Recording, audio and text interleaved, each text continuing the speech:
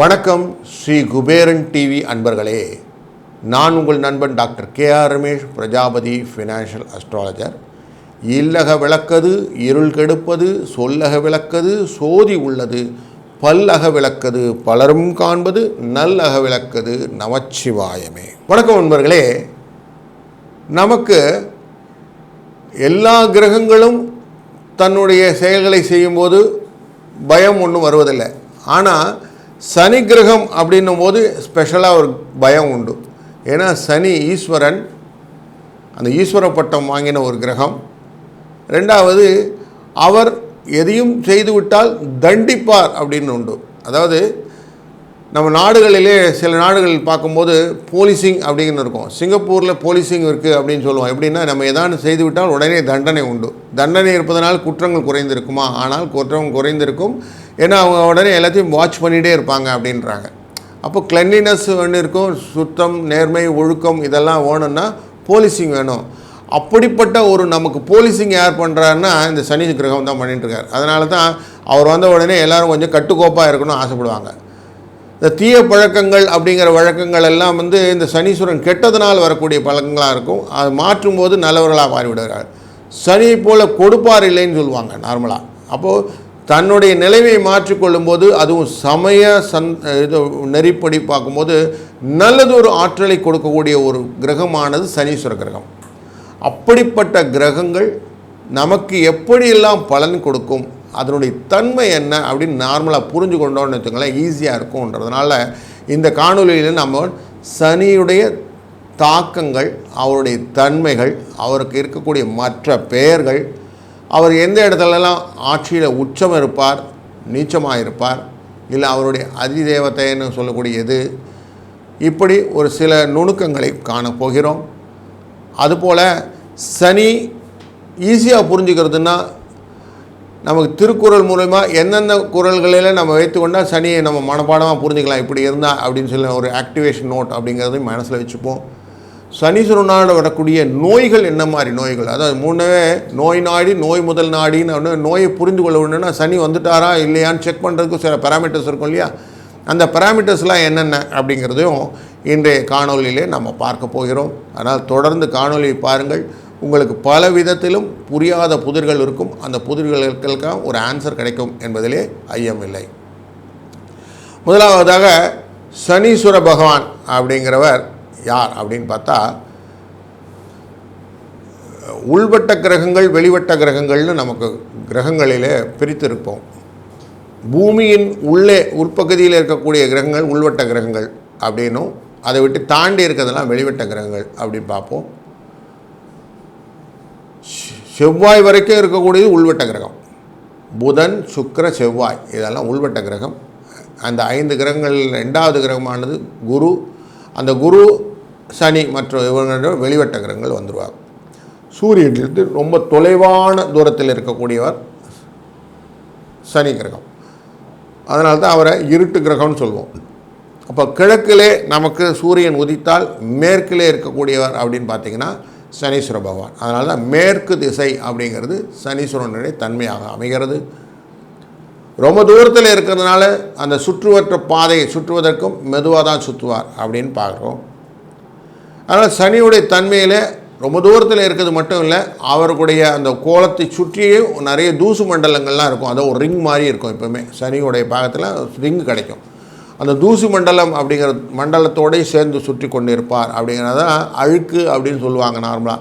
இதெல்லாம் சனியோடைய தன்மையாக காட்டுவார்கள். மெதுவாக சுற்றுவார்னா மந்தம் அப்படின்னு சொல்லுவாங்க. மெதுவாக தான் காரியங்கள் செய்வார்கள், புரிந்து கொள்வார்கள். இதெல்லாம் அஸ்ட்ரோனமிக்கலி ஆல்சோ ப்ரூவ்டு. இன்றைக்கி நீங்கள் சனியிலே பார்த்தோம்னா ஒரு சின்ன டிபேட் கூட இருந்தது. வாக்கிய பிரகாரம் சனி பெயர்ச்சி இல்லை, திருக்கணித பிரகாரம் சனி பெயர்ச்சி உண்டு அப்படின்லாம் ஒரு டிபேட்லாம் உண்டு. ஒரு கிரகங்களும் ஒரு ராசிக்குள்ளே 30 டிகிரி வரைக்கும் தான் சுற்ற முடியும். அதுக்கு மேலே அடுத்த ராசிக்குள்ளே போய்டும். அப்படி பார்க்கும்போது சோஃபார் கும்பராசிக்குள்ளார இருந்தது 270லேருந்து 300 டிகிரி வரைக்கும் தான் சுற்ற முடியும். அதுக்கு மேலே என்ன பண்ணும், 311 302 330 வரைக்கும் கும்பராசிக்குள்ளே முடிச்சுட்டு மீன ராசிக்குள்ளே போயிடணும். ஏன்னா 360 டிகிரியோட சைக்கிள் முடிஞ்சு போகுது. அப்போ 331ன்னு சொன்னால் நேச்சுரலி மீன ராசிக்குள்ளே இறங்கிடணும். அப்படி தான் சனி பெயர்ச்சியை கணக்கிடுவார்கள். அந்த 2.5 வருஷம் 7.5 வருஷம் அப்படிங்கிறது நமக்கு கணக்கு அப்படின்னு சொல்கிறோம். 7.5 நமக்கு சனி பிடித்து விட்டான்னு ஒரு ராசியினுடைய 12 ராசியின் ஜென்மம் அதுக்கப்புறம் 2ஆம் இடம் இதுக்குள்ளார நம்ம ட்ராவல் பண்ணும்போது 7.5ன்னு சொல்லுவோம்.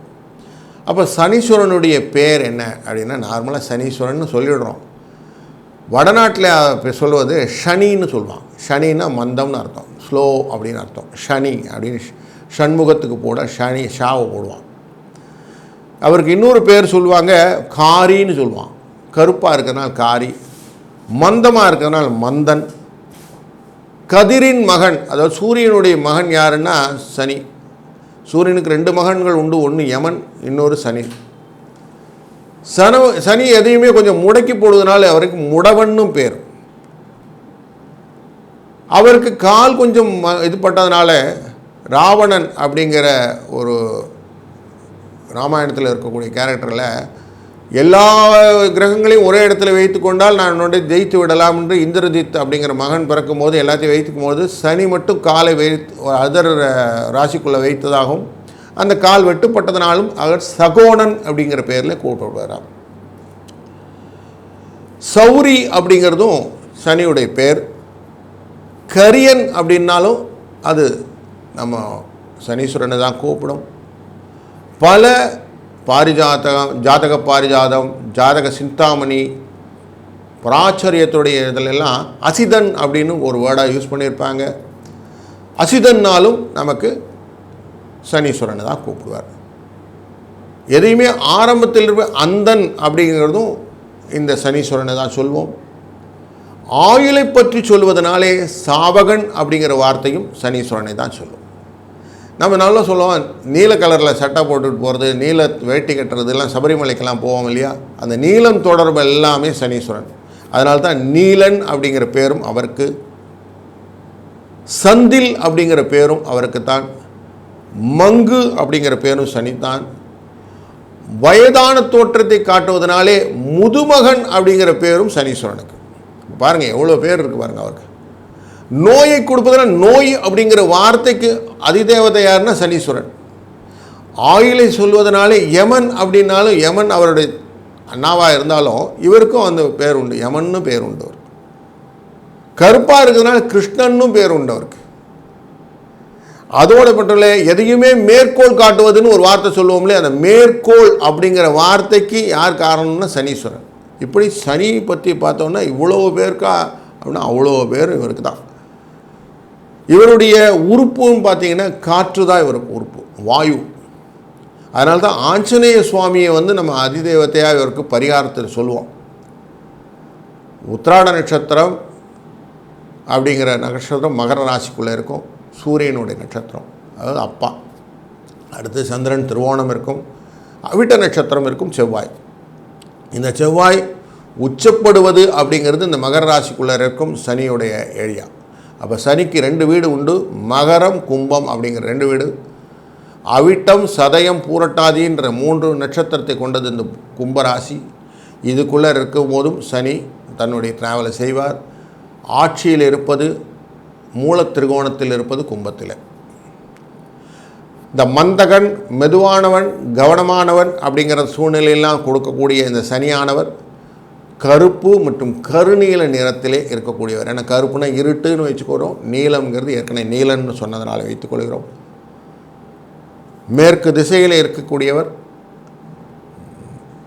மேஷராசிக்குள்ளரே இவர் தன்னுடைய தன்மையை குறைத்துக் கொள்வார். அங்கே சூரியன் உச்சத்தில் இருப்பார். அப்பா எங்கள் வீட்டில் இருக்காரோ பையன் அடக்கி வாசிப்பான் அப்படிங்கிற கான்செப்டில் இங்கே நீச்ச கதியில் இருப்பார். அப்பா கொஞ்சம் தூங்கிட்டு இருக்கோம், பசங்க வாலாட்டுவாங்க அப்படிங்கிற மாதிரி அக்டோபர் மாதத்தில் துலா ராசிக்குள்ள ரவி பார்த்திங்கன்னா சனி பகவான் உச்சத்தில் இருப்பார். அது மழைக்காலமானால் சூரியன் தன்மை குறைந்து விடும்.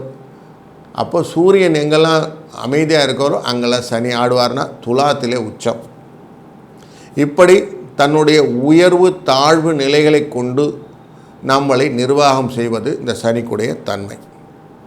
இந்த சனியுடைய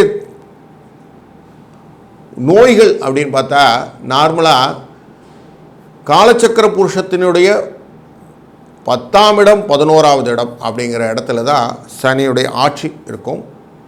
சனியுடைய தன்மையான நீச்சத்தன்மையானது மேஷராசிக்குள்ளரே இருக்கும். அதனாலே செவிட்டுத்தன்மையை கொடுக்கக்கூடியவர், பல் சம்பந்தப்பட்ட வலிகள் பல் நோய்களை கொடுக்கக்கூடியவர்,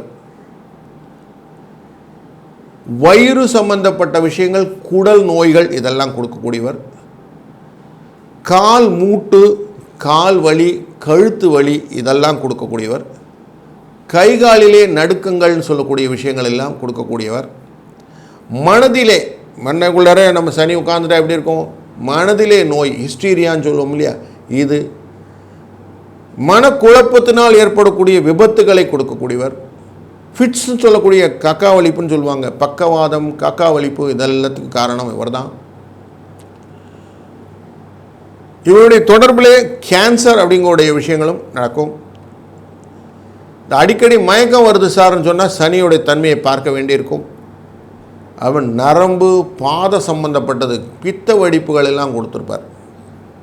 இதெல்லாம் சனியுடைய பேசிக்காக நோய்கள் அப்படின்னு வைத்துக்கொள்ள வேண்டும்.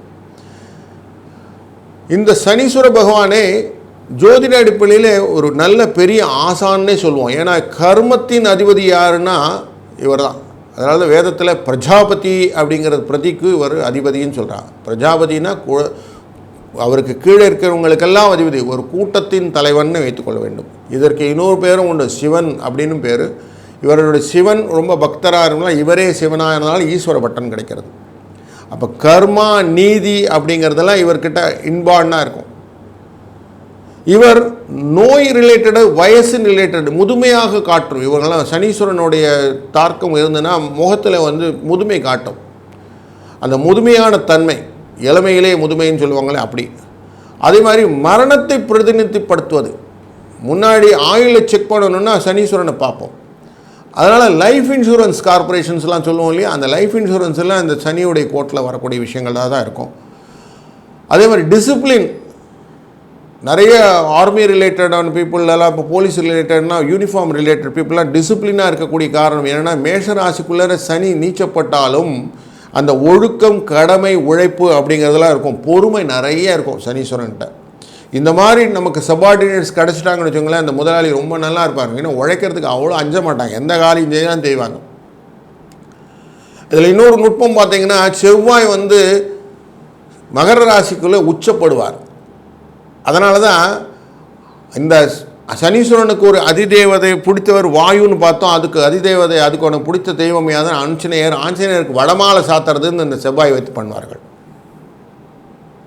அது வடநாட்டிலே இருக்கும்போது இந்த செவ்வாயுடைய அதனத்தை வடை இங்கே பண்ணுவோம், அங்கே ஜிலேபியாக பண்ணுவோம். இப்படி பலவிதமான கட்டுப்பாட்டுகள் வரம்புகளை எல்லாம் வாழ்க்கை பாடத்திலே கொடுக்கக்கூடியது. ஆன்மீகத்திலே வளர்ச்சியையும் சோதனை வந்தாலும் அதிலிருந்து நீங்கள் செய்யக்கூடிய காரியங்களாக செய்யக்கூடியதாகவும் இந்த சனீஸ்வர பகவான் உங்களுக்கு ஹெல்ப் பண்ணிகிட்டே வருவார். இதை திருவள்ளுவர் பாணியில் சொல்லணும்னா வினைத்திட்பம் அப்படிங்கிற அதிகாரத்தின் கீழே சொல்லியிருப்பார். வினைத்திட்பம் என்ப ஒருவன் மனத்திட்பம் மற்ற எல்லாம் பிற அப்படின்னு சொல்லியிருப்பார். ஒருவனின் வெற்றியை தீர்மானிப்பது பல விஷயங்கள் என்றாலும் மிக முக்கியமானது அவன் செயலாற்றும் மன உறுதியே அப்படின்னு சொல்லுவார் திருவள்ளுவர். அப்படி ஒருவருக்கும் மன உறுதியை கொடுக்கக்கூடியவரானது இந்த சனி பகவான் அப்படிங்கிறத புரிஞ்சுக்கணும். கஷ்டம் கொடுத்தா எப்படின்னா, நம்ம கோல்டெல்லாம் வாங்க போகிறோம் இல்லையா, எவ்வளோ தூரம் புடம் போடுதோ அவ்வளோ தூரம் வேல்யூ ஏறும் இல்லைங்களா, அழுக்கெல்லாம் போய். அப்போது கஷ்டம் கொடுத்தா உங்களை நல்ல பரிமாணத்துக்கு கொண்டு போகிறார் அப்படிங்கிறத மனதில் வாங்கி கொண்டால் அனைத்து விதமான தடைகளும் பிரச்சனைகளும் வரத்தான் செய்யும், ஆனால் பலன் நல்லா இருக்கும்னு புரிந்து கொண்டால் சனியை நம்ம வார்ம்லி வெல்கம் பண்ணிவிடுவோம். ஏன்னா சனீஸ்வரன் வந்தால் எப்படி இருக்கும்னு இன்னொரு குறள் சொல்கிறேன். கலங்காது கண்ட வினைகள் துளங்காது தூக்கம் கடிந்து செயல் அப்படின்னு சொல்லியிருக்கார். ஒரு செயலை நாம் முடிக்கிறதுக்கு அடிப்படையாக மனசில் உறுதி வேணும். அந்த உறுதி மட்டும் இருந்தால் போதாது, ஓய்வின்றி உழைக்க வேண்டும், தாமதமின்றி உழைக்க வேண்டும். உழைக்கும் போது உழைப்பின் செயல்கள் உங்கள் மனதிலே இருக்க வேண்டும் அப்படிங்கிறது திருக்குறளே சொல்லியிருக்கு. அப்படி இருந்தால் சனீஸ்வர பகவான் எப்படி கொடுப்பார்னா அவரை போல் கொடுப்பார் இல்லை. அவருக்கு இன்னொரு பேர் பொன்னன்னு பேர். அதனாலே நீங்கள் ஒரு காரியங்களும் செய்யும் போதும் இதை மனத்திலே நிறுத்தி கொண்டு கஷ்டம் கொடுத்துறார்னு ஏக்கம்படாமல் நீங்கள் செய்யக்கூடிய காரியங்கள் உங்கள் வாழ்க்கையிலே பல விதத்திலும் பலன்களாக மாறும் என்பதிலே ஐயமில்லை.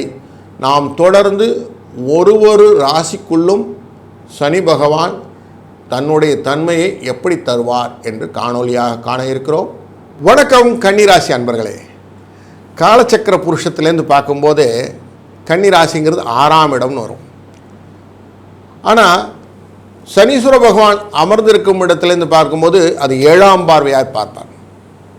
சனீஸ்வர பகவானுக்கு 3 விதமான பார்வைகள் உண்டு. 3ஆம் பார்வை, 7ஆம் பார்வை, 10ஆம் பார்வை. இந்த 7ஆம் பார்வைங்கிறது நேராக பார்க்கும்போது கண்டகசனின்னு பேர். அது கண்டகசனின்னா இந்த குடும்பத்தை பார்க்க போகிறாருன்னு அர்த்தம். இந்த குடும்பத்தை டைரெக்டாக பார்த்தா என்ன அவன் குழப்பம் வருமானா? ஆமாம், குழப்பம் வரும். அது சொத்து ரிலேட்டடான நிறைய பிரச்சனைகள்லாம் வருமானா? ஆமாம், சொத்து ரிலேட்டடான பிரச்சனைகள்லாம் வரும்னு சொல்லுவோம்.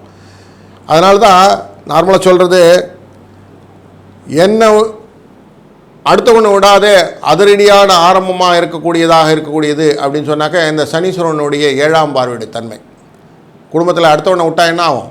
குழப்பம் பண்ணிட்டு போடுவான். அதனால் நம்ம அடுத்தவனை உள்ள விடக்கூடாது. இந்த கண்டக சனிக்காரங்கள்லாம் உங்கள் விஷயத்தை நீங்கள் மட்டும் ஹேண்டில் பண்ணணும்.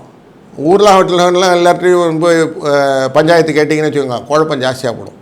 அதனால் சொத்து ரிலேட்டட், குடும்ப ரிலேட்டட் எல்லாம் குழப்பத்துக்கான ஏற்படங்களையாக வரும்.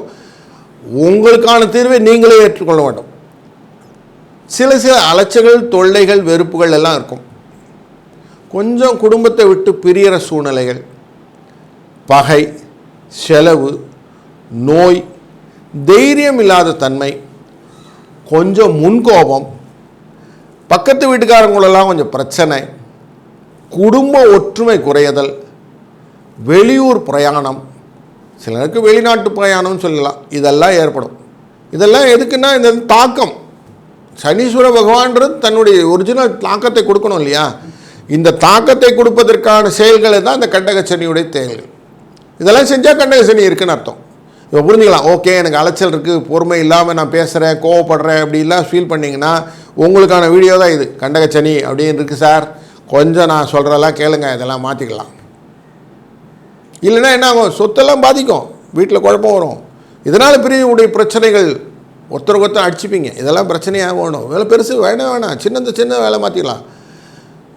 எப்பவுமே அந்த கரெக்டாக முளையிலே கிள்ளி விட்டுறது ரொம்ப நல்லது. விருட்சமாக மாறுதான் பிரச்சனை. விஷச்செடிகள் எல்லாம் அங்கேயே டக்குன்னு கட் பண்ணிடுறோம். களை எடுத்தல்னு சொல்லுவோம் இல்லையா? அங்கேயே கட் பண்ணுறது தான் இந்த ட்ரிக்கு. அப்படி பண்ணலைன்னா என்ன ஆகும்னா விரிசல் வந்துடும். இதுதான் கண்டகச்சனி கேட்குறார். விரிசல் வேணுமா, கரெக்டாக இருக்கியா அப்படின்னு கேட்கும். அப்போ நம்ம என்ன பண்ணணும்? நம்ம தாழ்த்தி கொள்வது நல்லது. எப்படி? நான் அதிகமாக என்னுடைய வார்த்தைகளாலே பிரயோகங்கள், பிரச்சனைகள் ஏற்படுத்துவதில்லை அப்படின்னு மனசில் முதல்ல போடுங்க. அதுவும் பெண்கள் ரிலேட்டடான மேட்டரில் எல்லாம் கொஞ்சம் ஜாக்கிரதையாக இருக்கணும். ஆண்கள் ரிலேட்டடான மேட்டரில் பெண்களும் ஜாக்கிரதையாக இருக்கணும். 2 பாலாரினும் கொஞ்சம் வார்த்தைகளை அளர்ந்து பேசுவது, எதிர்த்து பேசுறது அப்படின்னு சொல்லுவாங்களே, எதிர்த்து பேசுறது கொஞ்சம் அவாய்ட் பண்ணும். யார் சொன்னாலும் கொஞ்சம் லிசனிங் கெப்பாசிட்டி, கொஞ்சம் கேட்டுக்கிட்டு அதுக்கப்புறம் பதில் சொல்லுங்கள். உங்களுக்கு தெரிஞ்சால் பதில் சொல்லுங்கள், இல்லைன்னா அமைதியாக எனக்கு தெரியல, சிம்பிளாக முடிச்சுடுங்க. தெரிந்த காரியங்கள் மட்டும் செய்கிறது, தெரியாத காரியத்துக்கு தெரியலேன்னு சொல்லிட்டு போகிறது. கலைவாணர் என்எஸ்கே கிட்ட ஒரு சபையில் இருக்கும்போது நிறைய பேச்சுக்கள் இருந்துகிட்டே இருந்துதான். அவர் கேட்டாராம், நான் பேசுகிறது யாருக்கெல்லாம் புரிகிறது கை காட்டுங்கன்னா ஒரு சைடில் கை காட்டாங்களா, யாருக்கெல்லாம் புரியலைன்னு சொன்னால் ஒரு சைடில் அப்படியே அமைதியாக இருந்தாங்களாம். இவர் நகைச்சுவை திலகம் இல்லையா, நகைச்சுவைனால சொன்னாரா, யாருக்கெல்லாம் தெரியுன்னு சொல்கிறீங்களோ அவரெல்லாம் தெரியாதவரிடம் கேட்டுக்கொள்வது என்னிடம் நிற்க வேண்டாம் அப்படின்னாராம். அப்படி அவங்களுக்குள்ளே சால்வ் பண்ணிக்கிட்டோன்னு நீங்கள் பேசாமல் ஒதுங்கி நிற்கிறோம், அவ்வளோதான். நீங்கள் நான் போய் நானும் சொல்லித்தரேன், நீங்கள் உள்ளே போனீங்கன்னா குட்டை குழப்பின மாதிரி ஆகிடும். அப்போது கொஞ்சம் கேர்ஃபுல்லாக ஹேண்டில் பண்ண வேண்டிய சுச்சுவேஷன் இந்த கண்டக சனி போது. குடும்பத்திலே கொஞ்சம் நளினமாக சுலுக்கமாக அப்படி பார்த்துட்டு போயிடணும். நடுவில் வெளில போடக்கூடாது. இந்த கழுவுற மீன் நழுவுற மீன்னு சொல்லுவோம், அப்படியே ஒச்சு ஓடி போயிடணும். உங்களுக்கு அந்த ட்ரிக்கு ஏற்கனவே தெரியும்.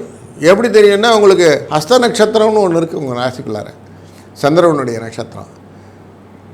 அப்போது உங்களுக்கு நெளிவு சூழலாம் தெரியும். ஆனாலும் சித்திரை இருக்கிறதுனால கொஞ்சம் வம்பு வாண்டாடாக போய் இழுக்கும், வா அப்படின்னு கூப்பிடும். உத்திரம் சித்திரை எப்பவுமே வம்பு இழுக்கக்கூடிய விஷயம். அதனால் தேவையெல்லாம் வம்பை கூப்பிடும், வா சண்டைக்கு போகலான்னு கூப்பிடும். அவன் என்ன சொல்லிட்டான்னு ஒரு வேகம் காட்டும் உத்திர நட்சத்திரக்காரருக்கு. நான் பார்த்துக்கிறேன் இன்னும் சித்திரை நட்சத்திரம். இதனால் என்னன்னா அந்த துன்பம், ஃப்ரிக்ஷன், சண்டை இதெல்லாம் வருது. அப்போ கொஞ்சம் பிரச்சனையை என்ன பண்ணும், பிரச்சனையை ஹேண்டில் பண்ணும்போது அதுவும் எஸ்பெஷலி அம்மா கிட்டலாம் நிறைய பிரச்சனை வரும், தாய் ரிலேட்டடாக. அதேமாதிரி தாய் சம்மந்தப்பட்ட ரிலேஷன்ஸ் அப்பாக்கிட்டே வரும். அதுமாதிரி தாய் மாமன்கள், தாய் ரிலேட்டடான மாமன் முறைகள், மாத்துலாதின்னு சொல்லுவான், அதில் எல்லாம் சண்டை வரும். அவங்க கூடாலும் சண்டை, ஃப்ரிக்ஷன். அதேமாதிரி உங்கள் அண்ணா தம்பிக்குள்ளே சண்டை போடுவீங்க, இதெல்லாம் தேவையா? தங்கைகளோட சண்டை போடுவீங்க, இதெல்லாம் தேவையானா கொஞ்சம் உறுப்பினர்கள், குடும்ப உறுப்பினரோட பிரச்சனை இல்லாமல் இருக்கணும். அதுதான் முதல்ல போடணும். அப்போ கண்டகசனியோட தன்மை புரிஞ்சிச்சு இல்லைங்களா? இப்போ வாயை குறைச்சிக்கணும். அதெல்லாம் வந்ததுன்னா டக்குன்னு இருந்தோம், ஓய் இதுலேருந்து அவன் இல்லை அப்படின்னு புரிஞ்சுக்கணும். அதனால தான் சொன்னேன், அடுத்தவனை விடாத அப்படின்னு சொன்னேன். அவனை விட்டீங்கன்னா என்ன ஆகும்? அடுத்தவன்னா சனீஸ்வரன், அவரை உள்ளே விட்டிங்கன்னா என்ன ஆகும்? நமக்கு காலி பண்ணிட்டு விடுவார். அவரை உள்ளே விடாமல் பார்த்துக்கிட்டேன்னா சரியாகப்படும். இந்த கோபத்தை குறைத்து விட வேண்டும். கோபத்தை குறைப்பது எப்படின்னாக்கா, 2 விதத்தில் கோபத்தை குறைக்க முடியாது. ஒன்று, உங்களுடைய லாபஸ்தானாதிபதி அப்படிங்கிற ஸ்தானத்துக்கு இருக்க ஒரு கடகராசிக்காரர் சந்திரன். இந்த சந்திரனானவர் நீர்த்தன்மை கொண்டவர்.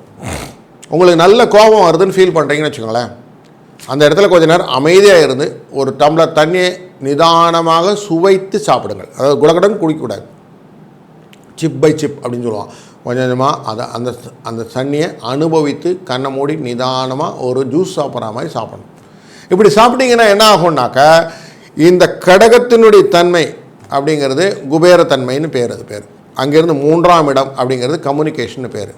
அப்போது உங்களை தன்மையை அமைதிப்படுத்துவார். கொஞ்சம் கொஞ்சமாக அமைதியாகி, அமைதியோ அமைதின்னு சின்சாங்னு ஒரு கார்ட்டூனில் வரும் இல்லையா, அந்த மாதிரி அமைதியோ அமைதின்னு உங்களை கொண்டு போய் வச்சுருவார். இப்படியே அந்த அமைதித்தன்மை வந்த உடனே குடும்பத்தில் சண்டை போட வருமானா, இருமா நான் சொல்கிறத கொஞ்சம் கேளு, இல்லை நீ சொல்கிற நான் கேட்குறேன் அப்படின்னு போயிடும். இந்த தன்மையை வருவதற்கு தான் இந்த சிப்பை சிப்பு, இந்த சந்திரன் என்ற ஹஸ்த நட்சத்திரத்தினுடைய தன்மையை எடுத்துக்கொள்கிறோம் இந்த கன்னியா ராசிக்குள்ளார.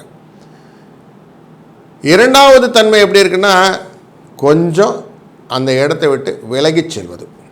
இந்த விலகிச் சென்றாலும் கொஞ்சம் நான் ஒரு அர்ஜெண்ட்டாக ஒரு வேலை இருக்குது, அதை மட்டும் முடிச்சுட்டு வந்துடுறேன்னு கொஞ்சம் வெளியில் போயிடுங்க. அந்த இடத்தை விட்டு அப்சன்ஸ்னு சொல்லுவோம். அந்த இடத்தை விட்டு செல்வது வெளிநாட்டு பயணம்னு சொல்லுவோம் அது பேர். இல்லைன்னா வெளி இடத்துக்கு செல்வது, தன்னை மறைத்து கொள்ளுதல் அப்படின்னு சூரியனுடைய தன்மை. அது உங்களுடைய ராசியிலிருந்து 12ஆம் இடத்துல இருக்கக்கூடிய சூரியன் சிம்மம், அதனுடைய தன்மை தான் உத்திர நட்சத்திரம். இதில் பிரகாரம் வெளியில் போய்டுறது. இப்படி வெளியில் போனாலும் அந்த தன்மையிலேருந்து அந்த நேரத்தில் மொமெண்டம் எஸ்கேப்னு சொல்லுவோம். அந்த நேரத்தில் தப்பிச்சிட்டேன், அந்த இடத்துல இல்லை, ஆட்டோமேட்டிக்காக நிலையற்ற தன்மை உங்களை டெஃபினட்டாக எஸ்கேப் அப்படின்னு சொல்லுவோம், பண்ணி விட்டுரும். இந்த 2 ட்ரிக்கும் ஆக்சுவலி கண்டகசனியில் ரொம்ப முக்கியமான பாயிண்ட். அதே மாதிரி தானத்தில் கருப்பு துணி அப்படிங்கிறத நீங்கள் கையில் வச்சுக்கிறதும் தானம் பண்ணுறதும் ரொம்ப நல்லது.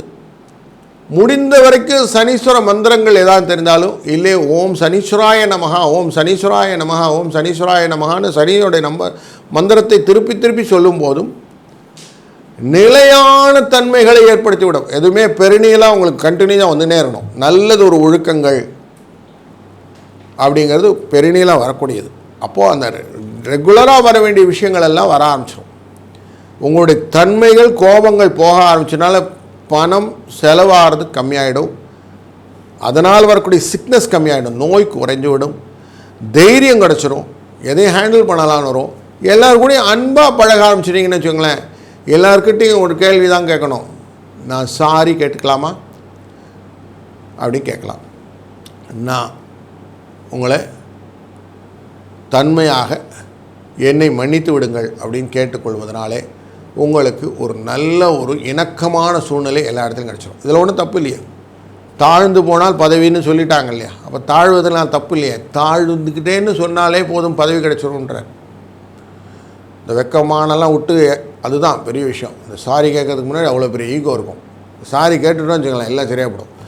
இந்த சூட்சமத்தை தான் சனீஸ்வரன் உங்களுக்கு இம்ப்ளிமெண்ட் பண்ண ட்ரை பண்ணுறார். இதுதான் கண்டக சனியோட தாற்பயம். இதை புரிந்து விட்டதுனால் ஆட்டோமேட்டிக்காக உங்களுக்கு சனீஸ்வரன் 94% உங்களை தூக்கி விட்டுருவார். மித்த 6% நீங்கள் ஏதாவது ஒரு காரியங்கள் பண்ண மாட்டேன்னு சொன்னால் வரக்கூடியதாக இருக்கும். வழிய நல்ல ஒரு மாற்றத்தை உங்கள் குடும்ப சூழ்நிலையில், என்னங்க அந்த சனி விடுற போது இவர் எவ்வளோ நல்லா இருந்தால் தெரியுமா, நான் உங்களை திருப்பி ரீகால் பண்ணக்கூடிய ஒரு சூழ்நிலையாக அமைக்கக்கூடியது இந்த கண்டக சனி கொடுக்கும் என்பதிலே ஐயமில்லை. வாழ்க வளத்துடன். ஸ்ரீ குபேரன் டிவியை பார்த்தமைக்கு நன்றிகள். மேலும் இது போன்ற தகவல்களை தெரிந்து கொள்ள ஸ்ரீ குபேரன் டிவியை சப்ஸ்கிரைப் செய்யுங்கள். மறக்காமல் பெல் ஐக்கானை கிளிக் செய்யுங்கள்.